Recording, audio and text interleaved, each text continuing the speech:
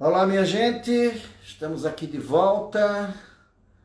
Estamos já na metade dos pré-candidatos a prefeito do Recife, nessas lives sobre o debate do Recife, futuro do Recife, com os pré-candidatos a prefeito do Recife. Hoje o nosso convidado é o pré-candidato do Partido Cidadania, Daniel Coelho, que aliás já disputou duas eleições no Recife, é deputado federal, foi líder do partido dele na Câmara dos Deputados e vai trazer hoje aqui suas ideias, seus planos, falar sobre essa situação que se encontra a capital pernambucana, envolvida em muitas denúncias de superfaturamento, de compras indevidas com o dinheiro da pandemia, o dinheiro federal que veio para a compra de equipamentos de proteção aos profissionais de saúde, para compras de respiradores aos que estão enfermos na rede hospitalar. Enfim, vamos tratar de vários assuntos com Daniel Coelho. Boa Opa, noite, Daniel. boa noite, Boa noite. boa noite, Magno, boa noite para toda a equipe, Paulo que estava acertando conosco aí os detalhes, e a todo mundo da sua audiência e o pessoal do nosso perfil também que vai começar a acompanhar. Muito bem. Primeiro eu queria te agradecer, Daniel, por ter aceito o nosso convite, esse convite democrático para debater o Recife do futuro, o Recife do amanhã, o Recife que todos nós sonhamos e queremos um dia, o Recife de grandes conquistas, de grandes avanços e de um futuro para nossos filhos e nossos netos. Eu te agradeço por essa oportunidade e gostaria inicialmente de te perguntar o seguinte: por que o senhor quer ser novamente candidato a prefeito do Recife? Magno, eu tive a oportunidade de acumular experiência ao longo da vida, duas vezes vereador da cidade do Recife, deputado estadual, dois mandatos na Câmara Federal, onde fui líder de bancada, fui relator de matérias importantes como a regularização do Uber em todo o país. Acho que amadureci. Sou uma pessoa hoje que, além do trato político, tem uma formação administrativa, uma formação na Universidade de Pernambuco em administração, um mestrado na Inglaterra. Eu me sinto preparado para encarar esse desafio de uma cidade que está destruída, que está abandonada, de uma cidade que, após a pandemia, vai ter desafios imensos em sua reestruturação administrativa, em discutir, debater soluções para o impacto econômico que a gente tem e também com o desafio de reerguer o sistema de saúde municipal que, ao longo dos últimos 20 anos de PT e PSB, foi completamente destruído. O senhor vem de duas eleições, duas derrotas. O que é que o senhor errou nessas eleições passadas?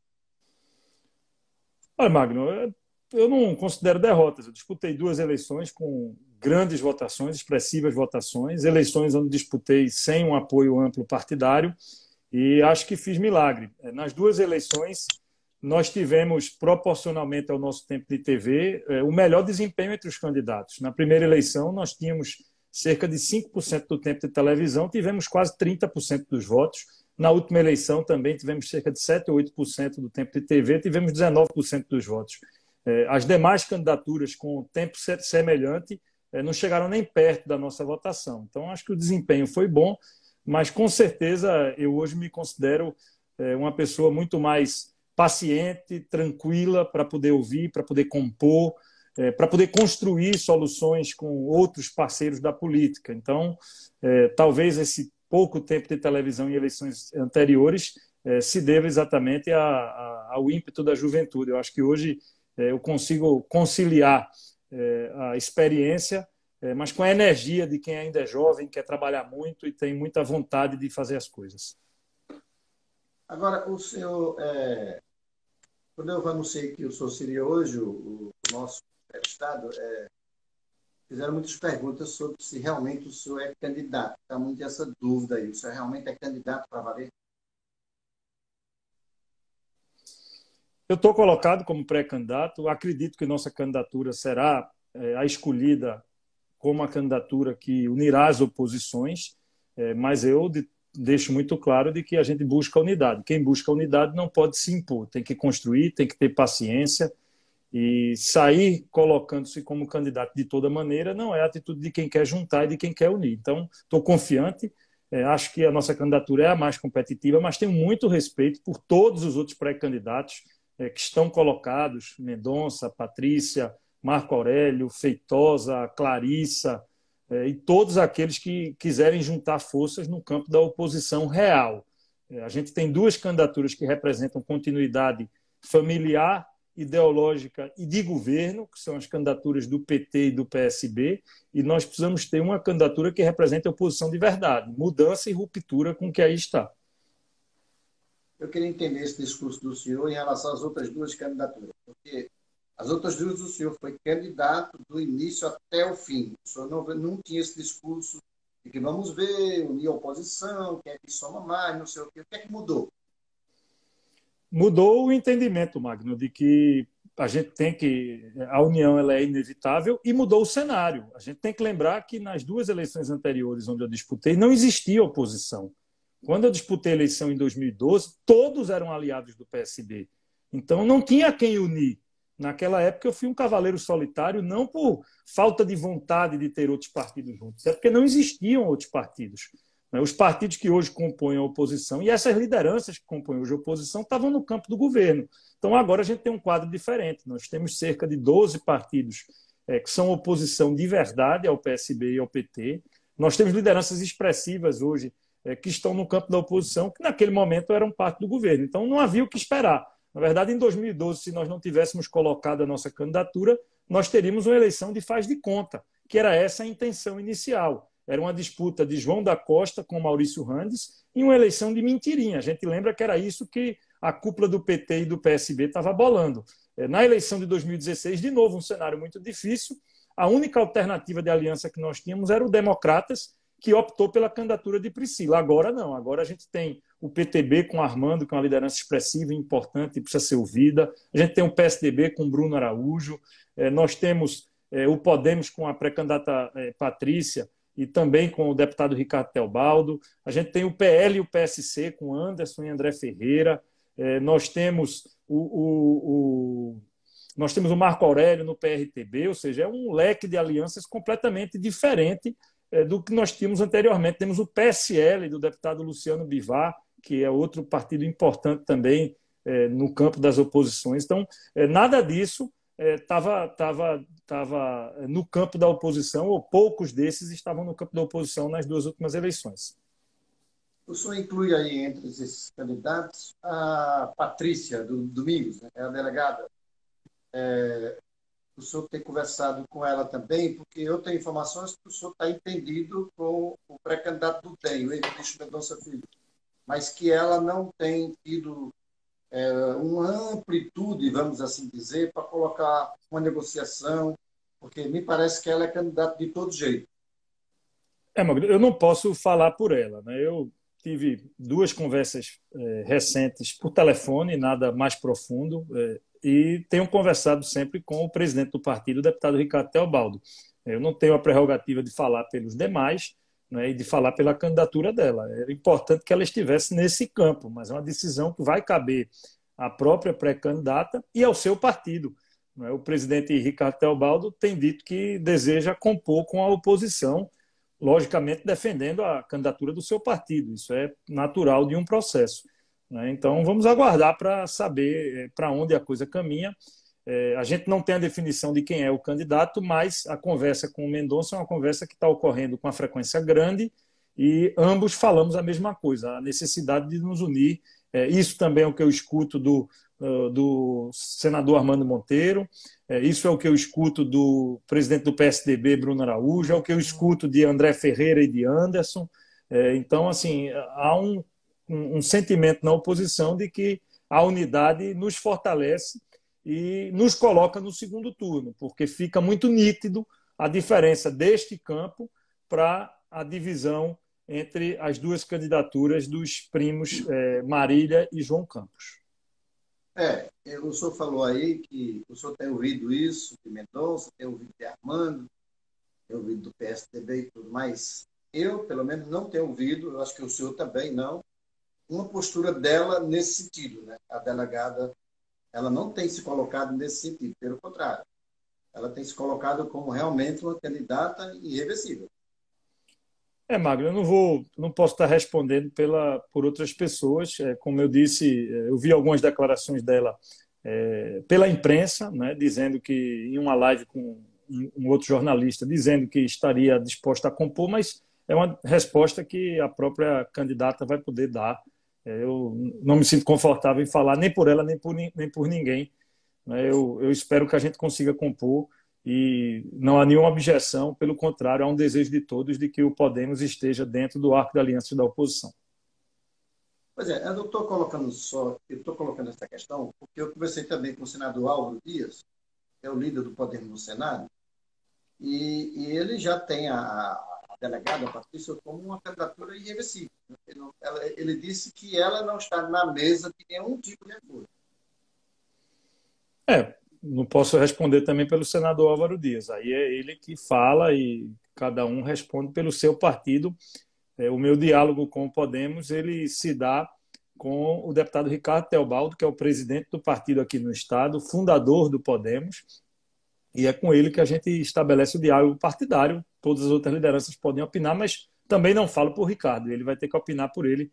Eu me responsabilizo pela cidadania e pelas posições do partido aqui no estado de Pernambuco. Agora, essa postura dela fragiliza a oposição divide mais? Vocês estão querendo unir a oposição, né? Eu não posso antecipar, Magno. Se a gente disser agora que fragiliza, a gente já está antecipando, dizendo que não vai estar junto. A gente trabalha para estar junto. Então, eu espero que esteja junto e que o Podemos venha a compor essa aliança com as oposições. Então, mas eu não posso responder por eles e depois das convenções, aí nós vamos poder fazer essas análises de quem atuou pela unidade, do que aconteceu. Esse é um momento de articulação e nem tudo a gente fala na live, algumas coisas a gente fala em reservado, porque estão assistindo aqui os nossos eleitores, os seus seguidores e também os adversários procurando a pista e a deixa, porque a preocupação é grande nas hostes do PSB. Daniel, nós estamos vivendo um momento muito inusitado, vamos assim dizer, né? Pandemia, Covid e tal, não tem campanha, o debate é só pelas redes sociais e tal. Mas a gente vê os prazos se exaurindo, né? O tempo está andando e tal, e a gente não vê vocês avançando assim para esse entendimento da oposição. Qual o time que vocês têm para isso? O time é o dia da convenção.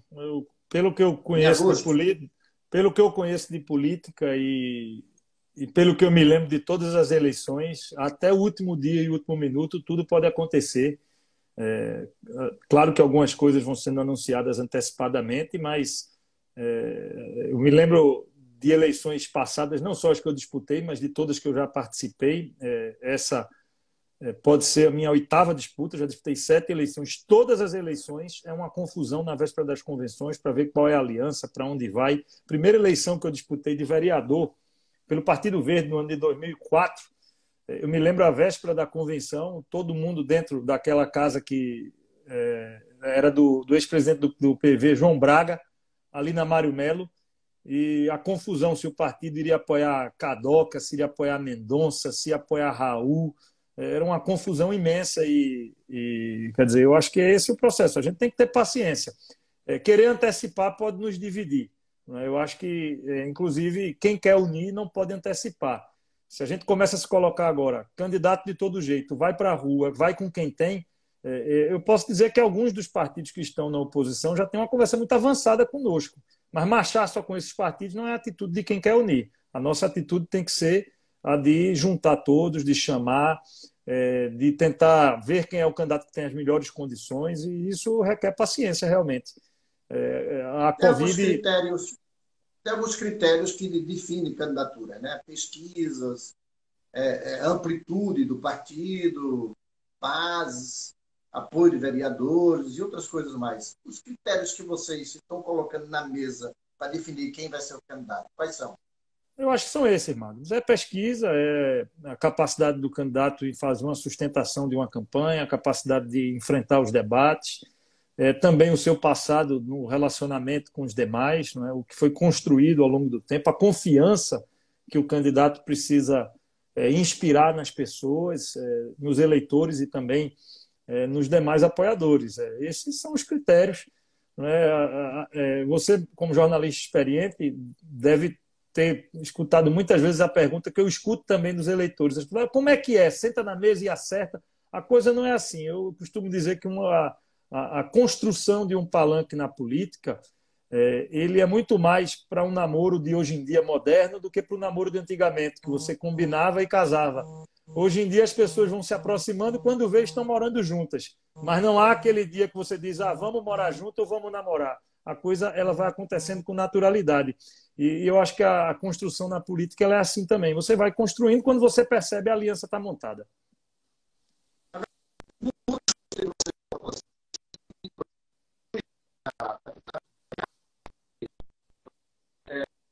O PT como candidato dentro desse bloco da oposição? Tá, o som ficou ruim na última pergunta, Magno. Estou dizendo o seguinte, vocês não colocam o PT e Marília Reis como um nome que pode unir a oposição? Ela está sempre fora desse discurso de vocês. Cada um pode ter uma opinião, eu não considero a candidatura de Marília como uma candidatura de oposição, eu considero uma alternativa dentro do governo, então é outra coisa. O PT faz parte do governo, tem secretarias, tem cargos, esteve no mesmo palanque do PSB na eleição de Paulo Câmara. Humberto é aliado de primeira hora do governo. Por mais que haja um rompimento, eles, inclusive, os dois pré-candidatos, o deputado João Campos e a deputada Marília Reis, são primos. Então, não é aqui nenhum demérito à deputada, nem nenhuma crítica no campo pessoal, mas eu encaro a candidatura dela como uma alternativa dentro do campo do governo, por isso a necessidade de união da oposição. Na última eleição, isso ficou muito claro. Segundo turno, João Paulo e Geraldo Júlio.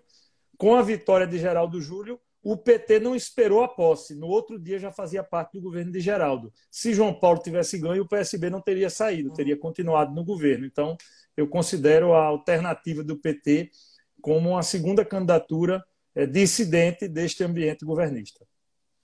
Pois é isso que eu ia perguntar. O senhor considera, então, Marília Reis como uma dissidente, né? Ela não está na oposição, ela é uma extensão do Palácio do Campo das Princesas.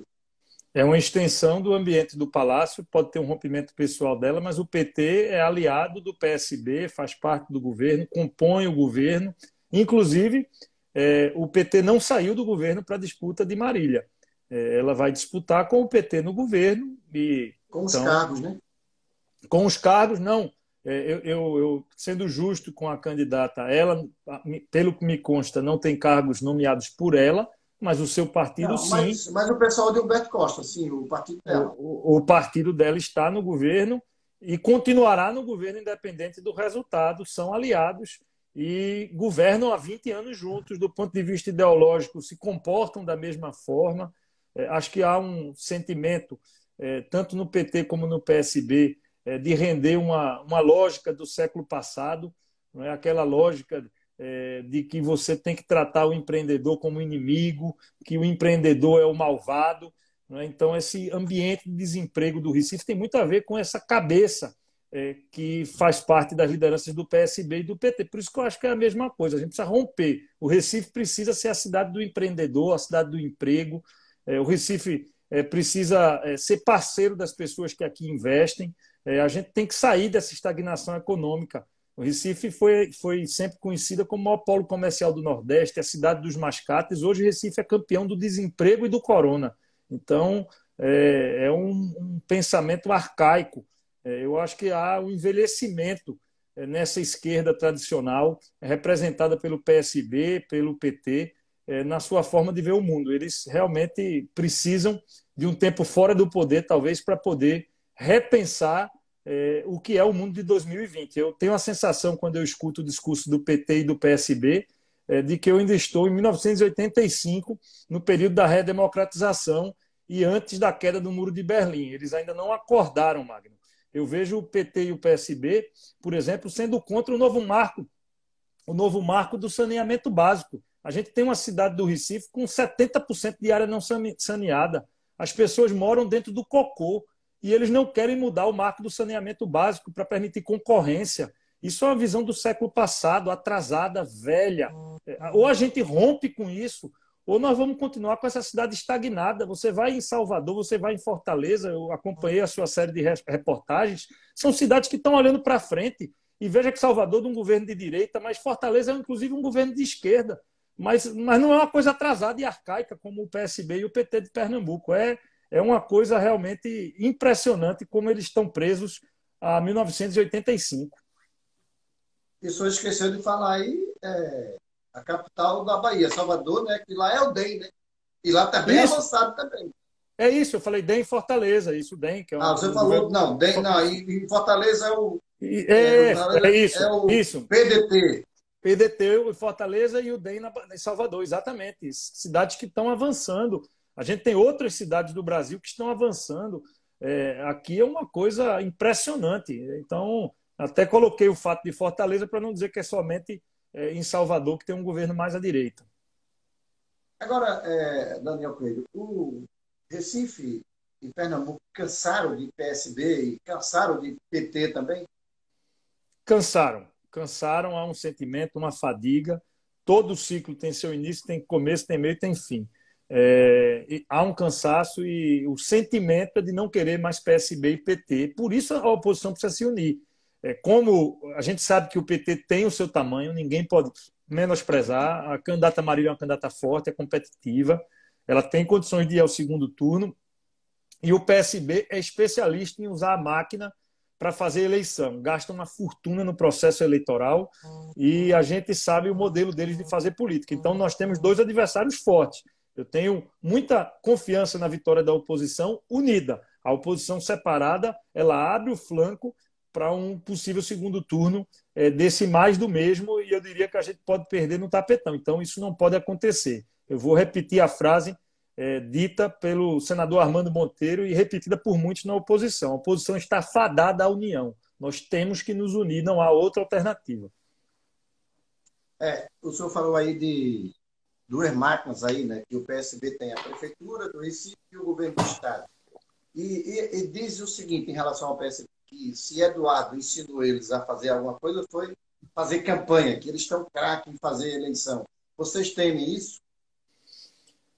Há uma fadiga, Magno. Hoje, a gente que convive na cidade do Recife, eu vou dizer com sinceridade, eu não conheço ninguém que não ganhe dinheiro com o governo do PSB que defenda o PSB. É muito difícil você ganhar uma eleição desse jeito, né? Hoje a eleição ela tem um peso muito grande nos grupos de WhatsApp, e quando você vê alguém defendendo o PSB num grupo de WhatsApp, ou ele tem um cargo comissionado ou tem um contrato na prefeitura, no governo do estado. Então, quando a máquina ela não convence mais, é difícil, e é o que está acontecendo.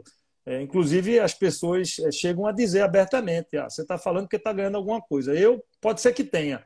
Eu não conheço ninguém que não ganhe nada do governo e que defenda o PSB. Por falar em contratos, como é que você vê esses contratos superfaturados com dinheiro da pandemia? Eu me impressiono num governo cheio de técnico do Tribunal de Contas, cheio de técnico da Fazenda, um prefeito formado na área contábil, assinar um contrato de 81 milhões de reais com uma proprietária laranja, uma senhora, uma faxineira que mora numa casinha de periferia. É impressionante. Eu deixo para as instituições cumprirem o seu papel, a Polícia Federal, que já está investigando, o Ministério Público de Contas, o Ministério Público Federal, mas eu me impressiono com tanta gente do Tribunal de Contas e com um prefeito formado na área, como é que se assina um contrato como esse? Como é que você compra um respirador só testado em animais num pet shop? Eu não consigo. São coisas assim que fogem do limite. Você fazer uma coisa dessa. Há um desleixo já e quase que uma compulsão por fazer as coisas como se pudessem tudo. E isso está ficando muito claro. Eu acho que esse episódio do Covid é o fim do ser no município, como vai ser no Estado. É inexplicável e as investigações vão terminar mostrando o que ocorreu, mas eu não consigo acreditar que uma pessoa com formação na área contábil assine um contrato de 81 milhões de reais sem saber quem é o proprietário da empresa. O senhor falou aí também sobre PSB, superfaturamento, corrupção. lá atrás, na Operação Lava Jato, o PSB já foi envolvido, teve outros escândalos aqui de envolvimento do PSB. E agora mais duas operações da Polícia Federal. O PSB é o partido da corrupção? O PSB é um partido corrompido pelo processo e corrompido pela política. Eu não gosto de dizer que um partido detém a hegemonia da corrupção. A corrupção ela pode existir em todos os locais e em todos os partidos. O PSB de Pernambuco está corrompido. Mas na campanha ele vai ficar com essa marca da corrupção durante o debate de Recife? Eu vou fazer, Magno, um debate propositivo sobre o Recife que eu quero. Agora, as pessoas sabem que o PSB está corrompido. Eu não preciso dizer isso. O Recife é uma cidade grande, mas relativamente pequena. As pessoas conversam, as pessoas conhecem outras pessoas e o sentimento e as evidências são muito claras. Eu acho que esse não é o debate, pelo menos, que eu quero propor. As informações estão colocadas, mas a campanha tem que ser propositiva. Eu sempre fiz campanhas propositivas. O PSB sempre fez campanhas violentas, agressivas, com baixíssimo nível. Esse não é o nosso expediente. Nós vamos fazer campanha falando do Recife. Essas informações cabe à imprensa divulgar e eu acho que o papel nosso não tem que ser na concorrência para ver quem xinga mais o PSB. A gente tem que fazer uma discussão da proposição e do Recife que a gente quer. Claro que numa entrevista assim a gente explora o tema, porque é de interesse da sociedade e eu estou também na obrigação, claro, de responder a qualquer pergunta que seja feita. O senhor, inclusive, quando foi candidato a prefeito do Recife, foi vítima dessa baixaria do PSB. Eu lembro quando o senhor começou a crescer nas pesquisas e eles perceberam que o senhor era uma ameaça real e baixaram o nível para valer. Inclusive, processos aí lá atrás, quando o senhor foi vereador e tudo mais, vieram à tona. Isso é o jogo deles mesmo? É o jogo, a gente sabe que o jogo deles é esse, o jogo deles é bruto, a gente sabe como eles fizeram campanha, sempre foi um jogo assim, mas a gente tem aí uma vida e uma história limpa que hoje fala por si. Diferente de falar em 2012, quando a gente estava aparecendo, eu era desconhecido naquele momento, e é mais fácil colocar uma dúvida em cima de alguém. Depois que você tem alguns anos de vida pública, há uma solidez maior de imagem e não é uma acusação falsa em cima da eleição que altera a percepção das pessoas. Eu já estou sendo vítima de ataques, não posso afirmar quem exatamente o fez, mas a gente tem vários prints que foram enviados à Polícia Federal de ocupantes de cargos comissionados do PSB. Eu enviei isso, inclusive, à Polícia Federal aqui do Estado, fazendo postagens baixas ao nosso respeito, inventando que eu teria gasto dinheiro de um cartão corporativo em um motel. Nem cartão corporativo eu tenho acesso, quer dizer, uma coisa... Em um motel? Em um motel, exatamente, e pessoas ocupantes de cargo comissionado fazendo essas postagens em seus Facebooks. Eu tenho todas essas cópias e enviei para a Polícia Federal para que fique registrado o que tipo de expediente está sendo utilizado, né, e nem acesso a cartão corporativo eu tenho. Inclusive uma fake news, essa fácil de você desmontar, porque nem a prerrogativa do uso de cartão assim eu tenho. Esse motel seria lá em Brasília ou aqui em Recife? Motel Senzala, ali na zona norte do Recife. Aqui em Casa Forte, o Senzala. Isso. Que coisa, impressionante. E a eleição nem começou ainda, a campanha, né? A campanha nem começou, uma coisa que ofende a honra familiar, né? Eu que tenho uma ligação muito forte com minha família, com minha esposa, passei por um drama pessoal imenso ao longo do último ano. Agradeço muito a Deus pela cura da minha esposa, por estar bem hoje com meus filhos. Essas coisas machucam, mas eu acho que a família já está toda vacinada, já passamos por coisa pior e vamos em frente. Chegaram algumas perguntas, deputado Daniel. Uma delas aqui é o seguinte: Daniel, vamos falar de coerência. O seu partido, esta semana, fez uma frente com o PSB para pedir o impeachment de Bolsonaro. Mas o senhor também foi do PSDB, que apoiou a eleição de Paulo Câmara e Geraldo Júlio. Como as pessoas entenderam isso?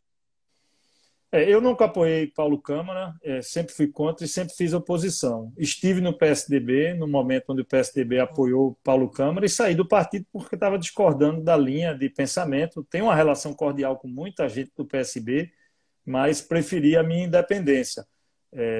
O Cidadania, a bancada da Câmara, é contra impeachment do presidente Bolsonaro. Se algum filiado quiser participar de uma reunião, ele tem liberdade, mas a bancada, e quem vota impeachment é deputado, né? Filiado pode falar, mas não pode votar no parlamento. A bancada é contra o impeachment porque não vê elementos nesse momento para abrir processo. A gente quer ajudar o Brasil. Nós fazemos uma atuação independente. Ninguém me vê defendendo o erro do governo, mas eu também não quero criar o caos. Se tiver um elemento de impeachment, ele pode ser feito, mas nesse momento eu não vejo nenhum motivo para abrir processo. Então, essa posição que eu coloco aqui é a posição da bancada dos deputados do Cidadania na Câmara, e se algum filiado quiser participar de uma reunião, ele está no seu direito, porque a gente não tem censura dentro do partido. Todo mundo pode opinar e falar aquilo que desejar. Voltando a essa questão, Daniel, do bloco de oposição, que vocês vão definir um candidato único. Esse bloco aceitaria a ser apoiado pelo governo Bolsonaro, pelo próprio presidente Bolsonaro, ou o presidente Bolsonaro vai ter um candidato aqui indiferente do bloco de vocês? Pelo que me consta, Magno, o presidente Bolsonaro já declarou que não vai apoiar nenhum candidato a prefeito no Recife. Eu sei, já declarou... mas ele vai ter um lado na campanha, né? Ele vai ter que ajudar alguém, né? Bem, ele declarou que não vai ajudar nenhum candidato. Então, eu estou considerando essa informação, não posso fazer uma conjectura quando ele já afirmou que não apoia nenhum candidato. Mas vocês querem o apoio do Bolsonaro? Eu não nego apoio. Eu acho que negar apoio é arrogância. Eu posso discordar de algumas pessoas que vão compor o nosso palanque e ter o apoio. Isso é uma coisa completamente diferente. Nós vamos apresentar uma proposta para a sociedade. Se Bolsonaro, se Ciro Gomes e se Lula quiserem apoiar, porque concordam com o que a gente está dizendo. Não necessariamente eu estou concordando com tudo que eles fazem. Aí é uma questão completamente diferente. É muito arrogante alguém que diz que nega um apoio, seja ele de qualquer campo político. Agora, o comportamento do senhor na Câmara, pelo menos nas últimas votações do governo, e lá atrás também, eu acompanho de perto, o senhor tem votado com o governo Bolsonaro?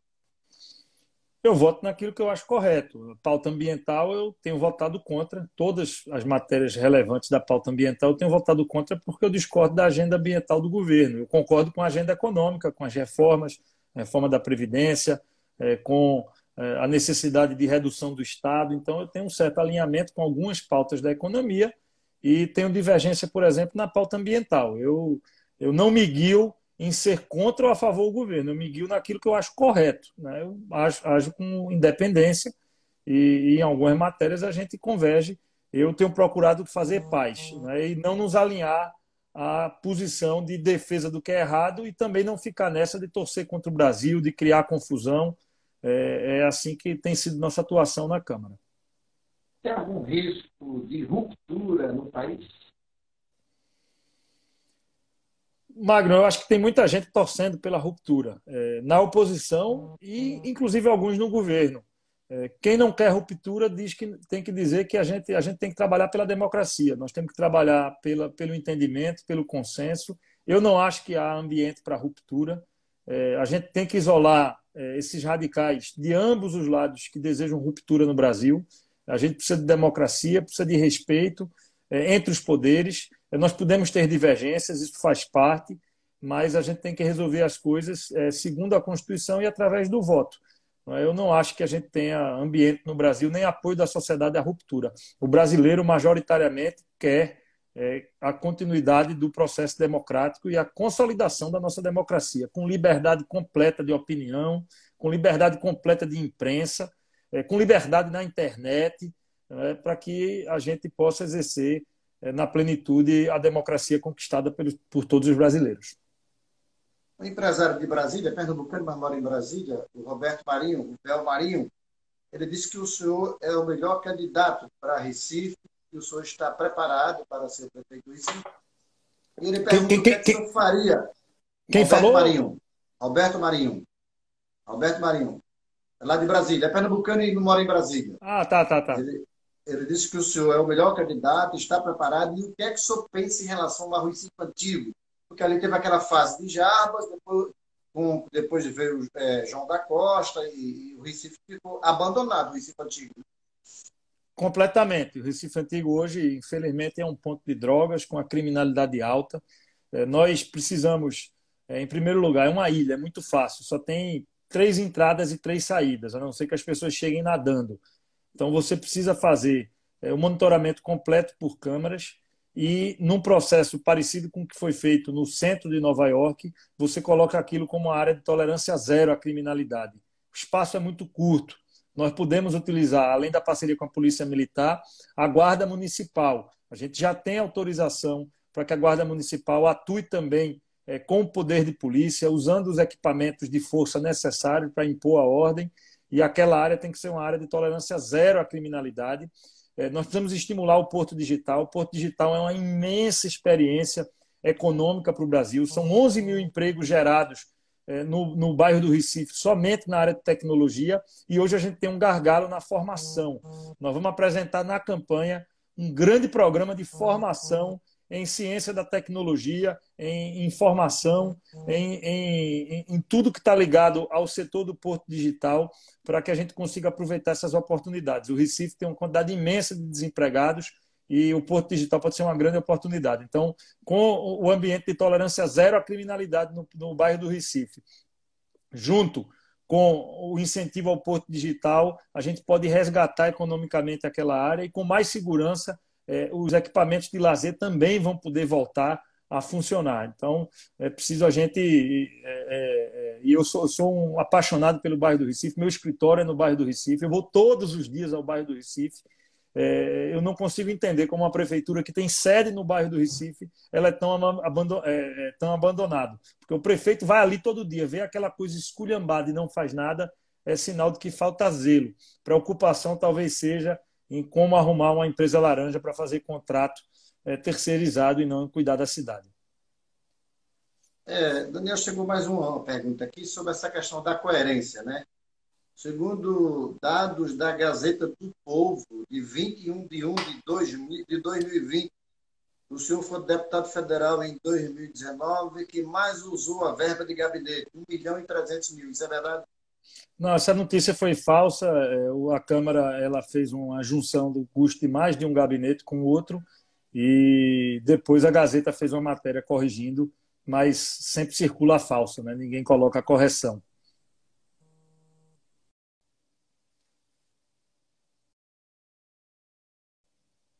Oi, Daniel. Oi. Eu fui tocar no telefone aqui, sim, mas...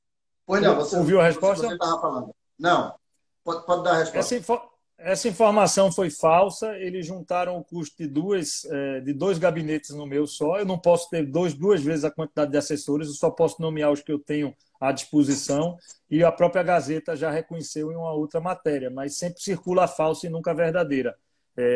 Essa matéria dizia que eu tinha 43 assessores no gabinete, o que é proibido por lei. Eu não posso ter mais assessor do que os demais deputados. A gente tem a nomeação feita por legislação. Então, nesse momento houve uma confusão do jornalista. A Gazeta é um jornal sério e corrigiu, inclusive, o equívoco. Agora, em relação a essa questão da cota, né? Essa verba de representação, essas cotas que você recebe.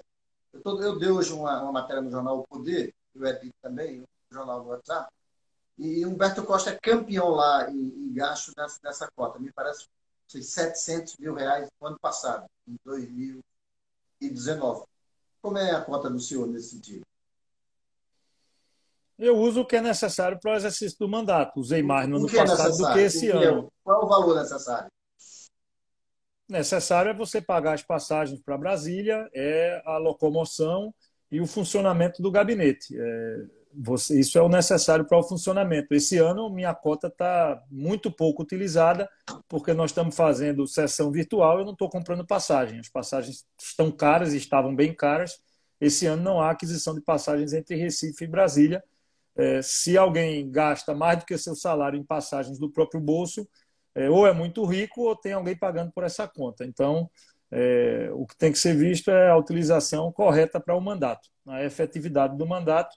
Por isso, nesse período agora, meu custo está muito baixo, porque as reuniões são virtuais e a gente não está viajando e se locomovendo. Eleições praticamente online, né? São as eleições virtuais que estão se aproximando aí. Terça-feira que vem o Senado já vai votar a data da eleição. O primeiro turno vai ser em 15 de novembro e o segundo turno em 29 de novembro. Eu perguntaria o seguinte ao senhor. Há clima realmente? Eu sei que a questão da prorrogação do mandato é uma coisa complexa.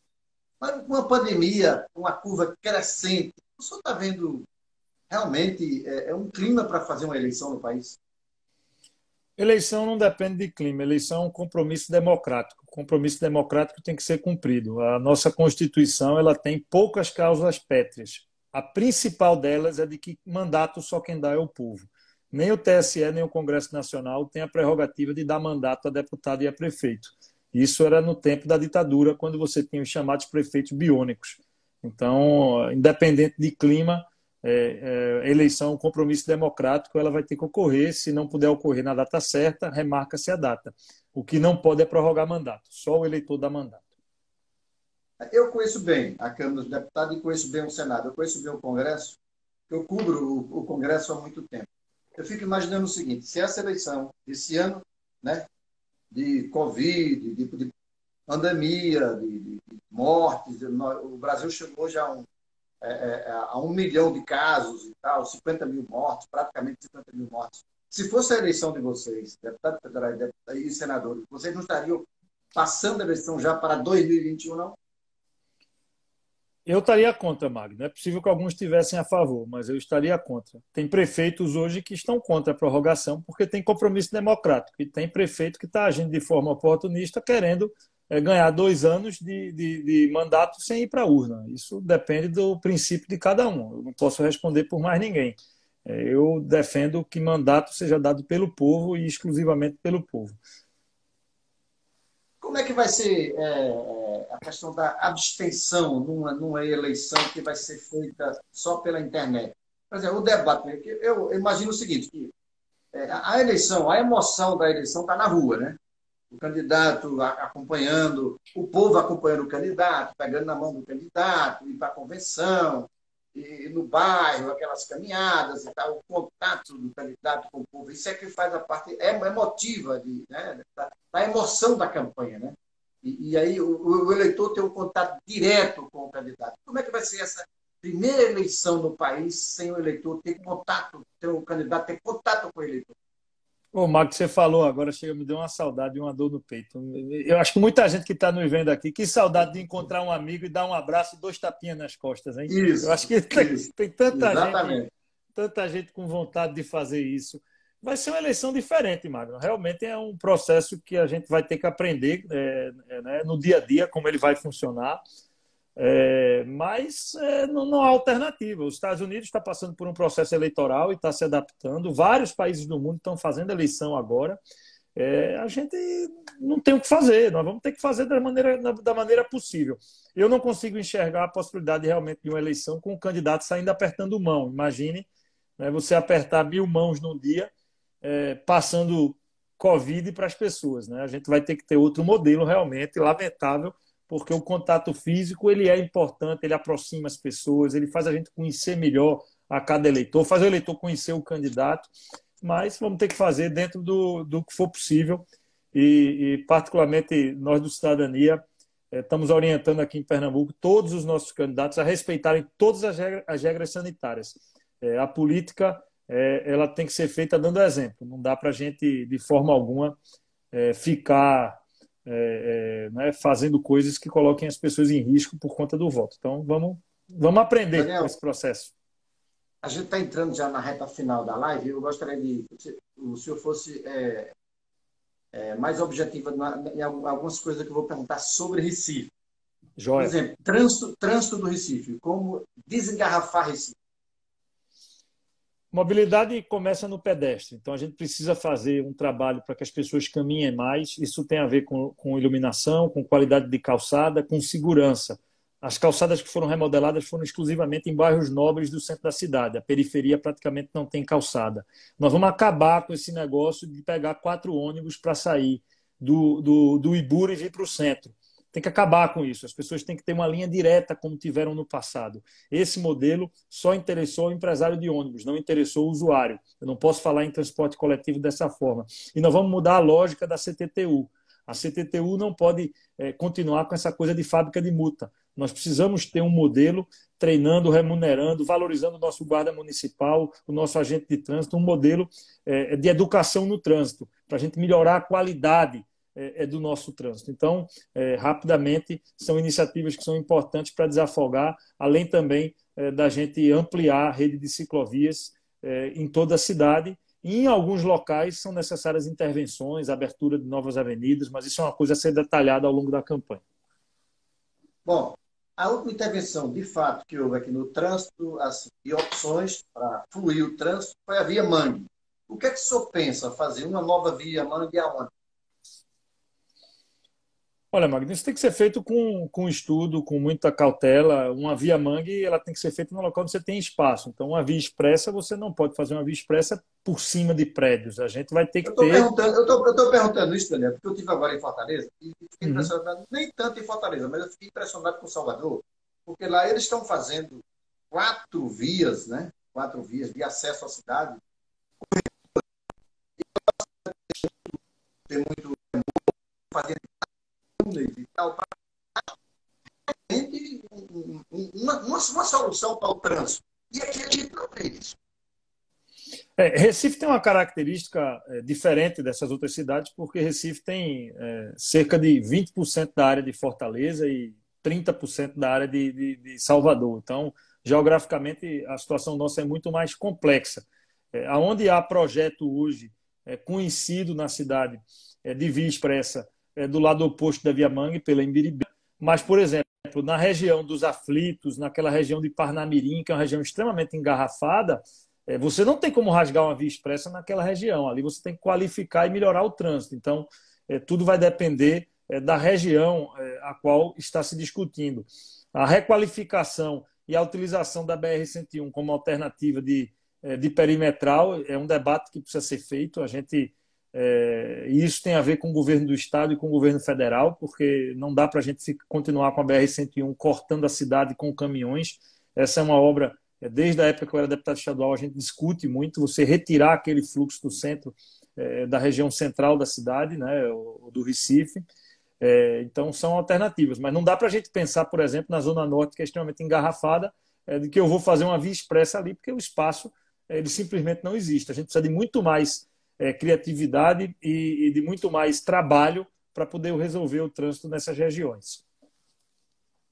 A gente tem aqui em Recife um negócio interessante. Uma praia da Boa Viagem bonita, mas uma praia sem vida, morta, sem lazer, sem opção, né? Gastronômica de restaurantes, bares e tal. Ali à noite em Recife virou um cemitério a praia da Boa Viagem. A gente vai a Maceió, vai a Natal, vai a Fortaleza, e tem vida nessas praias, né? O que é que o senhor faria com Boa Viagem? Nós temos que fazer uma requalificação completa da Avenida Boa Viagem. Não dá para a gente limitar os quiosques da avenida simplesmente à venda de coco e de alguns lanches. É necessário que você diversifique as opções de lazer que ali estão colocadas. No dia de sábado e domingo, nos feriados, você não precisa ter som muito alto para criar um transtorno no bairro, porque também é um bairro residencial, mas você pode ter uma animação cultural na praia. A gente vai em outras localidades, as pessoas vão à praia e tem animações. A gente poderia ter ali maracatu, o frevo, o samba, o forró, tudo que faz parte da nossa cultura. O Recife Folia de volta? Não, eu acho que aquele modelo foi um modelo de um tempo, né? Aquilo acabou. Eu acho que a gente precisa fazer outros modelos. Não precisa ter um trio elétrico com aquele tamanho e com aquela magnitude. Você pode fazer coisas menores, várias rodas de samba, de frevo, de maracatu, de ciranda, de coco, ao longo da avenida, coisas menores que envolvam mais o artista local. A cultura ela precisa ser construída, Magno, com o artista local. O modelo Recifolia de trazer Ivete Sangalo e botar num trio elétrico não tem a ver com a cultura da gente. A cultura da gente está nesses grupos. O brega faz parte. Há um preconceito cultural, Magno, na prefeitura do Recife. Eu citei aqui o coco, o forró, o samba. Todos eles têm espaço na programação, mas há um preconceito muito grande com o brega, que é a principal música hoje da periferia da cidade do Recife e a música é marginalizada. Isso é preconceito social e, inclusive, racial por parte de uma gestão que se diz tão democrática, mas que quer classificar a cultura dos outros como uma cultura menor. Ninguém tem o direito de dizer que uma cultura é maior do que a outra. A gente tem que saber valorizar numa cidade o Teatro Santa Isabel, que pode melhorar, né, através da sua orquestra sinfônica. A gente pode apreciar a música clássica, mas a gente precisa ter o espaço para a cultura da periferia, que hoje é muito grande, né, esse movimento do brega nas periferias do Recife. Saúde. O prefeito Geraldo Júlio estufa o peito, diz que as UPAs, as UPinhas, o Hospital da Mulher é a solução para o Recife. O que é que o senhor faria diferente na área de saúde? Nós vamos botar para funcionar, Magno. Eles fazem um hospital e abandonam 10. Essa é a lógica. Saem prometendo, construindo e não dão dignidade. Nós precisamos humanizar os hospitais, dar a condição adequada com equipamentos, com profissionais bem remunerados, com os insumos necessários para o bom atendimento e garantir humanização. As pessoas têm que ser tratadas com carinho dentro de um ambiente de saúde. E isso não pode ocorrer se eu coloco o profissional que está na ponta sob um alto nível de estresse. O cara está ali mal remunerado, ele está ali atendendo mais gente do que ele poderia. Eles fazem uma beleza no Hospital da Mulher e a gente vai fazer o Hospital da Mulher funcionar melhor do que está funcionando hoje. Mas eles fazem um Hospital da Mulher que é bonito para ter na televisão. Quando você vai no posto, lá em Nova Descoberta, o cara não tem a mínima condição para atender a população. Então, a lógica deles, tanto na educação como na saúde, é de fazer coisa bonita para botar na televisão e não em fazer uma rede que funcione e atenda corretamente a população. A redução da violência. Recife é uma cidade muito violenta ainda. A gente precisa atuar nas áreas onde a gente sabe que estão um foco de violência. Veja como o PSB é especialista no marketing. Eu não sou contra o modelo do Compaz. Né? Acho que o Compaz é uma coisa interessante. Mas você fazer um Compaz na Abdias, sabe por que faz na Abdias? Porque passam ali milhares e milhares de pessoas. É um outdoor ambulante. Cadê a ação social dentro de Roda de Fogo? Cadê a ação social dentro dos bairros? A gente vai no Bidu Krause, ali no bairro do Totó, completamente abandonado. Centro Social da Mostardinha, completamente abandonado. Aonde você tem o povo, você não dá condição para poder combater a violência, para poder prevenir. A prefeitura ela tem limitação no poder de polícia, mas de toda maneira nós vamos equipar a Guarda Municipal corretamente e no combate à violência, no policiamento. A gente não pode desconsiderar as prerrogativas da Guarda Municipal. Ela tem que ter também sua atuação complementar à da Prefeitura, da Polícia Militar. Daniel, eu gostaria de agradecer aqui sua presença. Foi muito bom essa conversa. Espero que tenha contribuído para alguma coisa. E espero que, se o senhor vier a ser candidato, voltar aqui para esse debate aqui, porque essa vai ser uma eleição online, né? Com certeza.